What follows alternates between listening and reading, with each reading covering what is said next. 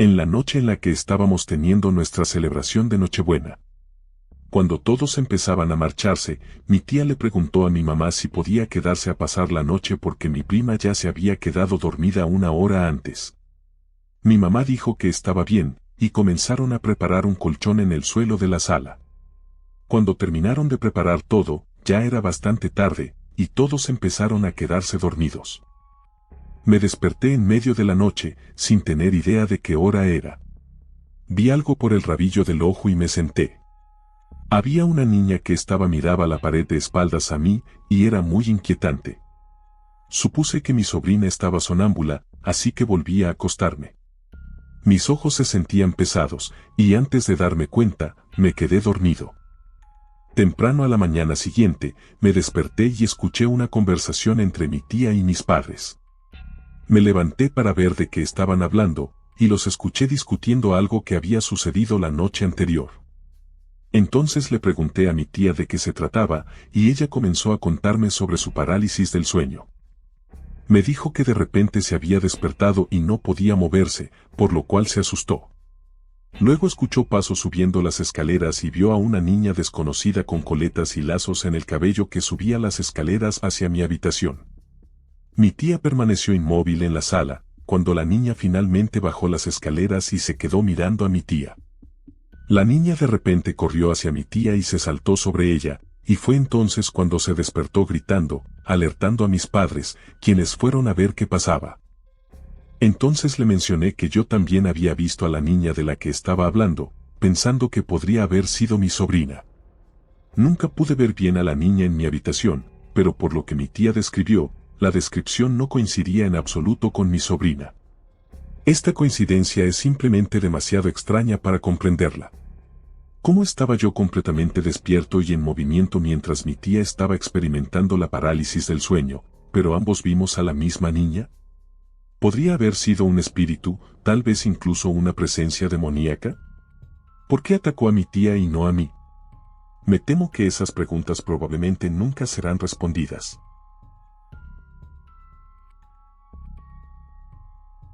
Tenía apenas 22 años cuando me casé. Compramos nuestra primera casa justo fuera de la ciudad.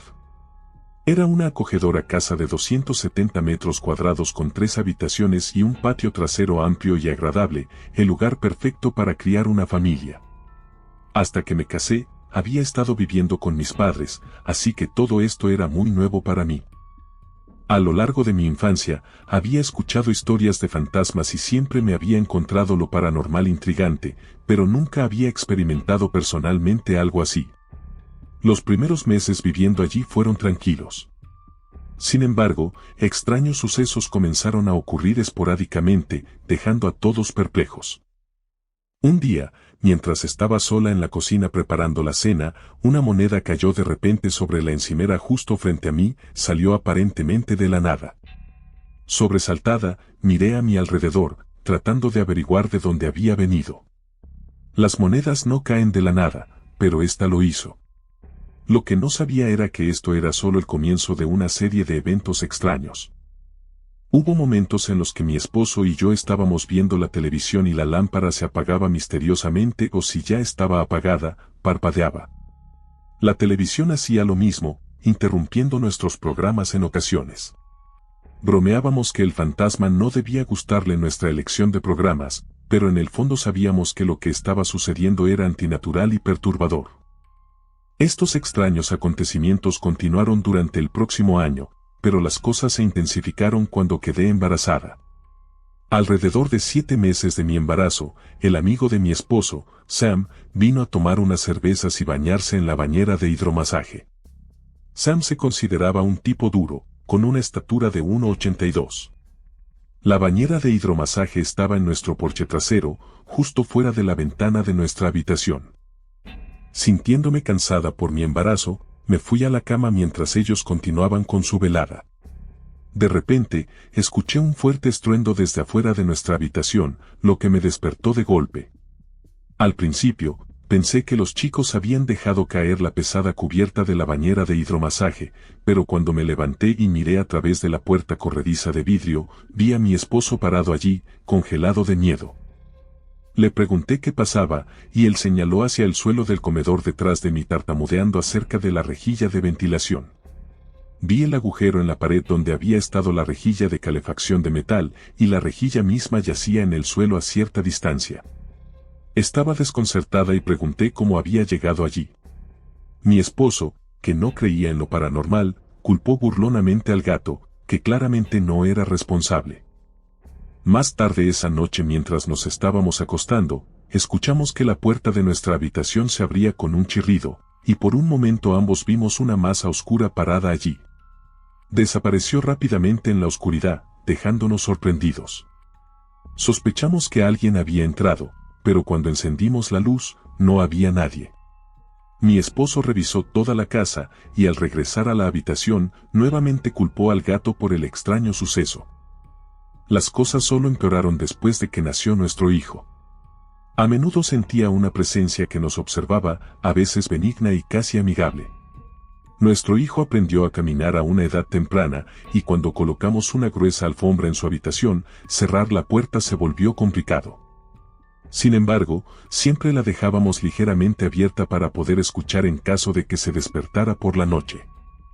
En numerosas ocasiones, escuchamos cómo su puerta raspaba contra la alfombra, seguida de pasos por el pasillo, como si se hubiera levantado de la cama. Sin embargo, cuando lo revisamos, estaba profundamente dormido, y era imposible que un niño pequeño realizara tales acciones.